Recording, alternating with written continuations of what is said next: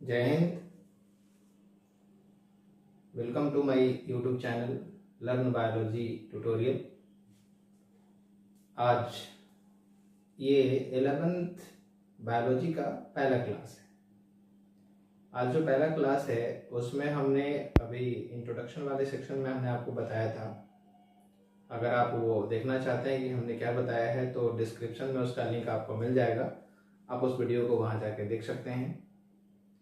तो यहाँ पे हम पढ़ने वाले हैं यूनिट 5, जिसको हम कह सकते हैं कि उसमें पढ़ना हमें है ह्यूमन फिजियोलॉजी। तो ह्यूमन जो फिजियोलॉजी है उसमें हमें सबसे पहला पढ़ना है डाइजेशन एंड एब्जॉर्प्शन, और ये है चैप्टर नंबर 16। तो आइए शुरू करते हैं। कुछ टॉपिक को हम क्लियर यहाँ पे करेंगे जिसको आप ध्यान से समझिएगा, ठीक है। तो जो हमारा सबसे पहला जो यूनिट है जो हम पढ़ने वाले हैं वो हमारा यूनिट है 5, ठीक है। यूनिट 5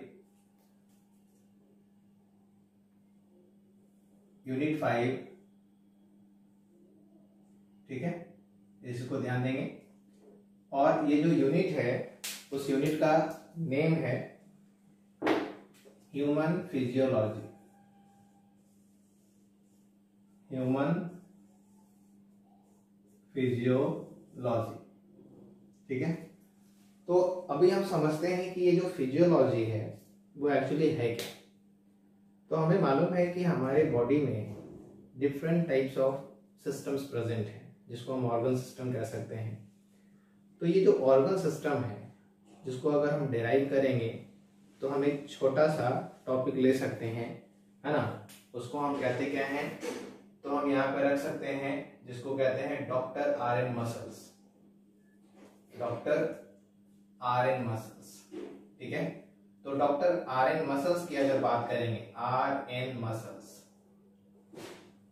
ठीक है, doctor Aryan muscles.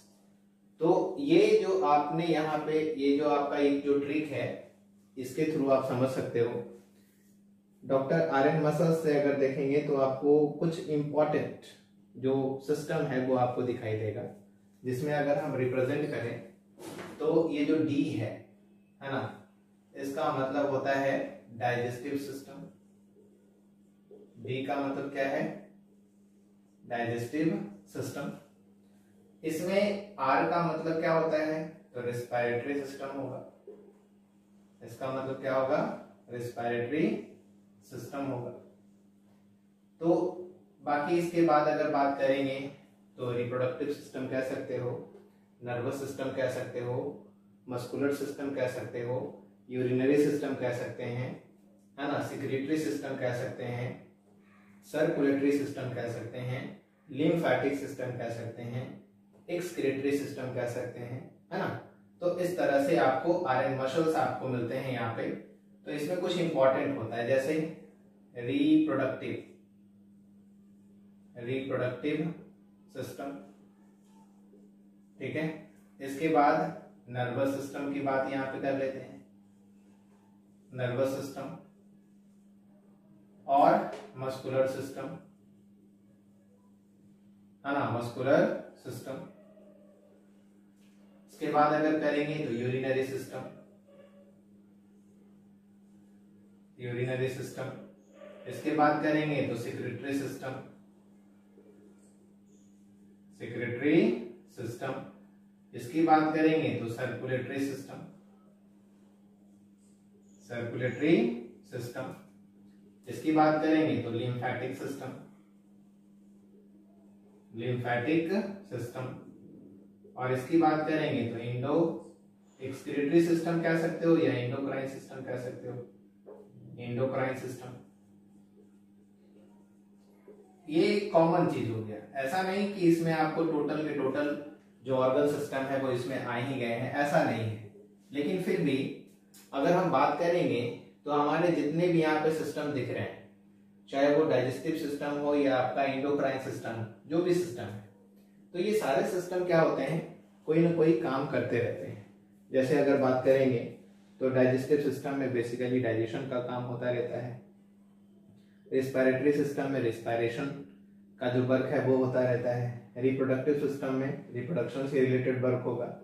Nervous system हमारा कंट्रोल एंड कोऑर्डिनेशन का काम कर रहा है।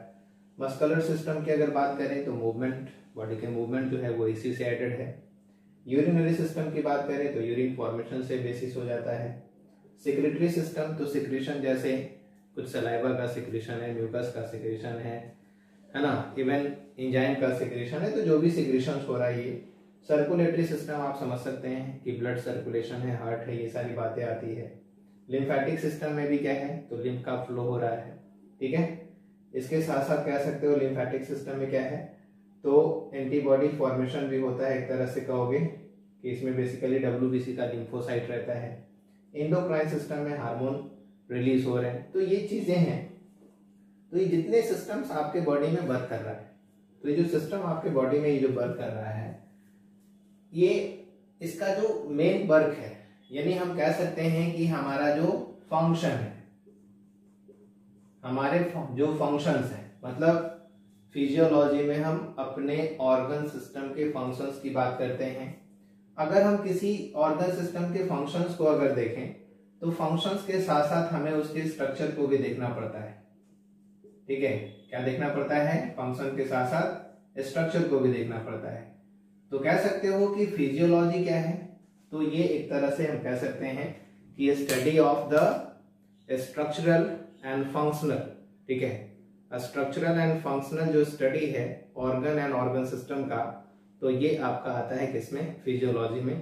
तो बेसिकली जब हम किसी के फंक्शंस के बारे में जानेंगे या हम किसी के स्ट्रक्चर के बारे में जानेंगे, तो हमें, अगर हम पहले स्ट्रक्चर जानते हैं तो हमें पता चलेगा कि ये काम कैसे करता है। या अगर हम ऐसा पढ़ लेते हैं, पहले हम फंक्शन जानते हैं तो फिर हमें जानने की जरूरत पड़ेगी कि उसका स्ट्रक्चर कैसा होता है। तो इधर फंक्शन जानो या स्ट्रक्चर जानो, ठीक है। आपको नीड पड़ता है कि हम जब भी जानेंगे तो स्ट्रक्चर के बाद फंक्शन और फंक्शन के बाद स्ट्रक्चर की आवश्यकता पड़ जाती है। तो स्ट्रक्चरल एंड फंक्शनल जो स्टडी है ये बेसिकली क्या होता है, फिजियोलॉजी होता है। अब ये जो फिजियोलॉजी है, ठीक है, ये जो फिजियोलॉजी है ये प्लांट में भी आता है, एनिमल में भी आता है। तो खास करके हम यहाँ पे जो पढ़ने वाले हैं वो ह्यूमन फिजियोलॉजी के बारे में पढ़ने वाले हैं। आप कॉन्सेप्ट आप क्लियर कर लें कि हम यहाँ पे डिफरेंट ऑर्गन सिस्टम के स्ट्रक्चर और फंक्शन की ही बात करने वाले हैं, जो आप डिटेल में यहाँ पे समझेंगे। तो ये जो यूनिट 5 है ना, ये जो यूनिट 5 है, इसमें हम जो सबसे पहला चैप्टर आ रहा है जिसको हम डिनोट कर सकते हैं, ये जो चैप्टर है आपका, तो चैप्टर नंबर 16 है ना। यूनिट 5 में जो चैप्टर है वो क्या है, चैप्टर नंबर 16 है। और इस चैप्टर का जो नेम है, वो नेम है, चैप्टर का जो नेम है वो है digestion and absorption. Digestion and absorption, ठीक है। तो ये चैप्टर नेम है, डाइजेशन एंड एब्जॉर्प्शन। अब ध्यान देंगे, तो ये जो चैप्टर नेम है इसको आप इस तरह से कर लें, क्योंकि ये बेसिकली आपको मुख्य रूप से समझना पड़ेगा, ठीक है, क्योंकि आपको पढ़ना है 11th में। हालांकि आपको 1 चैप्टर से पढ़ाया जा सकता है, लेकिन क्या है कि मैं ऑनलाइन वीडियो यहाँ पे बना रहा हूँ, तो टॉपिक वाइज मैं अलग अलग चैप्टर का अलग अलग टाइम में वीडियो बनाता रहूंगा और वो मैं आपको यहाँ पे सेंड करता रहूंगा, यूट्यूब पे आप देखेंगे उसको, ठीक है।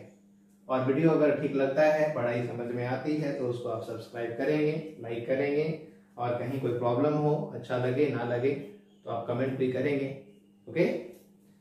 तो सबसे पहले हम यहाँ समझते हैं कि हम डाइजेशन और एब्जॉर्प्शन का यहाँ पे हमने जो टॉपिक लिया हुआ है, क्यों लिया यहाँ पे ये टॉपिक, वजह क्या है इस टॉपिक का। क्या हम डायरेक्टली डाइजेशन को पढ़ेंगे, अगर डाइजेशन को हम पढ़ते हैं या डायरेक्टली एब्जॉर्प्शन को पढ़ते हैं, तो इससे पहले हमें पता चलेगा कि हम डाइजेशन कर कैसे सकते हैं। जब तक कि हमने फूड को इनटेक नहीं किया, जब तक हमने जो है न्यूट्रिएंट्स को लिया नहीं, तो होल प्रोसेस जो है, ये जो डाइजेशन और एब्जॉर्प्शन है, इसको अगर हम कन्वर्ट करते हैं दूसरे टॉपिक में, तो ये टॉपिक आ जाता है एक तरह से कि ये न्यूट्रिशन का टॉपिक है ना, न्यूट्रिशन का टॉपिक है। तो सबसे पहले यहाँ पे समझते हैं कि हमारा जो टॉपिक होगा, जो फर्स्ट टॉपिक होगा, वो हम यहाँ पे समझने वाले हैं क्या, न्यूट्रिशन। सबसे पहला जो हमें समझने वाले हैं यहाँ पे क्या है, न्यूट्रिशन। अब ये न्यूट्रिशन क्या है, तो अगर हम बात करेंगे न्यूट्रिशन की, तो यहाँ पे बहुत छोटे तरीके से आप समझ लोगे। ये एक प्रोसेस है ना, ये एक प्रोसेस है जिसमें हम फूड को इनटेक कर लेते हैं और इनटेक करने के बाद इसका डाइजेशन होता है, डाइजेशन के बाद इसका एब्जॉर्प्शन होता है, एब्जॉर्प्शन के बाद इसका यूटिलाइजेशन होता है। तो हम कंप्लीटली इसको अगर हम डिफाइन करेंगे तो हम इसको डिफाइन इस तरह से करते हैं, है ना, शॉर्ट तरीके से अगर डिफाइन करेंगे तो ऐसे हो जाएगा कि ये एक प्रोसेस है ना, क्या है, ये एक प्रोसेस है, द प्रोसेस ऑफ इनटेकिंग, क्या कहेंगे, the process of intaking of food, the process of intaking of food together with, इसके साथ साथ क्या होता है, together with utilization, together with utilization, ठीक है। तो the process of intaking of food together with utilization is called, इसको हम क्या कहते हैं, न्यूट्रिशन कहते हैं। क्या कहेंगे इसको, न्यूट्रिशन कहेंगे। या दूसरे तरीके से अगर इसका आप डेफिनेशन लिखना चाहते हैं तो इसका एक और डेफिनेशन लिख सकते हैं आप, क्या है ये, तो यहाँ पे ये भी लिखा जा सकता है कि the phenomenon, the phenomenon of procuring या प्रोक्योरमेंट, ठीक है, the phenomenon of procurement assimilation, procurement, assimilation and utilization of food component, इस तरह से कह सकते हैं, utilization of food components for harvesting करना मतलब एनर्जी रिलीज करना, for harvesting energy is called, ये भी एक तरीका है। न्यूट्रिशन का डेफिनेशन आप ऐसे भी लिख सकते हैं। तो ऐसी बातें यहाँ पे इसलिए लिख दिया गया आपको दो बार, ताकि आपको जो समझ में आ जाए, जिसे आप ठीक से समझ पाओ, उस प्रोसेस को आप याद करेंगे, नोट करेंगे, है ना। तो यहाँ पे दो तरीका आपको बताया न्यूट्रिशन का, ठीक है। अब बात आती है, कुल मिला के ये जो दोनों आपको डेफिनेशन मिला, इस दोनों ही डेफिनेशन में बात आती है फूड की, और या फूड कंपोनेंट की बात आती है। क्योंकि आप न्यूट्रिशन करते हैं तो न्यूट्रिशन में फूड को जरूर आप इंगल्फ करते हैं, चाहे आपका वो मोड कोई भी तरीका हो। चाहे अगर कोई प्लांट है तो वो फोटोसिंथेसिस के थ्रू वो जो खुद का अपना फूड प्रिपेयर कर लेता है, अगर कोई एनिमल है तो वो होलोजोइक न्यूट्रिशन करता है, जिसमें आपने पढ़ा होगा पहले के क्लासेस में कि कोई सैप्रोफाइटिक मोड से करता है, कुछ पैरासाइटिक मोड से करता है, और कुछ होलोजोइक मोड से करते हैं। बीइंग अ ह्यूमन, हम लोग का जो मोड ऑफ न्यूट्रिशन है वो कैसा है, होलोजोइक है, और हम लोग नेचर वाइज क्या है, ओमनीवोर्स है। ओके, आपको मालूम ही है होलोजोइक न्यूट्रिशन क्या होता है और ओमनीवोर्स किसको कहते हैं, इतना तो जरूर याद होगा ऊपर, है ना। ओके, तो अब हम जो यहाँ पे बात करने वाले हैं, फूड की बात करने वाले हैं कि ये जो है फूड है, वो फूड है क्या। तो एक्चुअली में हम यहाँ पे टॉपिक लेंगे अब कि फूड क्या है, व्हाट इज फूड। तो हम अगर फूड की बात करें तो फूड में वो सारे मटेरियल्स आते हैं, फूड में वो सारे मटेरियल्स आते हैं जिसे हम इनटेक कर रहे हों, और इनटेक करने के बाद उसे डाइजेस्ट कर रहे हों, और हमारा जो मेन पर्पस होता है कि उसे एनर्जी हमें मिले। यानी anything which can be eat, कोई भी चीज जिसे हम खा सकते हैं, anything which can be eat and provide energy to do work, anything which can be eat and provide energy to do work is called food. कोई भी चीज जिसे आप खा सकते हैं तो वो अगर आपको काम करने की क्षमता देता है, एनर्जी देता है, तो उसको आप क्या कहेंगे, उसे आप कह सकते हैं कि वो फूड है। यानी हम यहाँ पे कह सकते हैं anything which can be eat, anything which can be eat and provides energy to do work is called, anything which can beat and provide energy to do work is called food. कोई भी चीज जैसे आप खाते हो और वो काम करने की क्षमता आपको प्रोवाइड कर रहा है, काम करने की शक्ति आपको दे रहा है, तो आप उसे फूड कह सकते हैं। जैसे अगर हम बात करते हैं फूड की, तो अगर हम सम एग्जांपल की बात करें, जैसे यहाँ पे मैं लिख दूं कि मैं जो है राइस हम फूड के रूप में लेते हैं, ब्रेड हम फूड के रूप में लेते हैं, ठीक है, पल्सेस हम फूड के रूप में लेते हैं, ठीक है, इवन हम मिल्क को भी इस्तेमाल करते हैं फूड के फॉर्म में, या सम फ्रूट्स को भी फूड के रूप में इस्तेमाल करते हैं, या सम वेजिटेबल्स को भी फूड के रूप में इस्तेमाल करते हैं।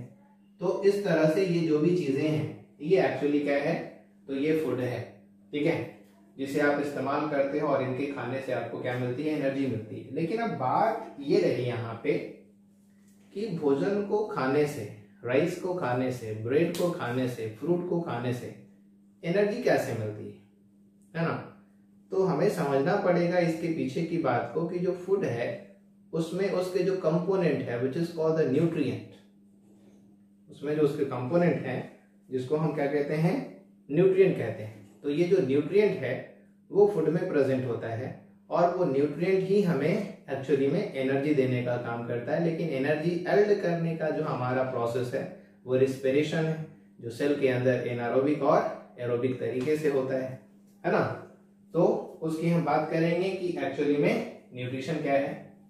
तो आगे की क्लास में, आगे का जो वीडियो होगा उसमें आपको जो है मैं आगे डील करता हूँ, ठीक है, न्यूट्रिशन के बारे में। ओके।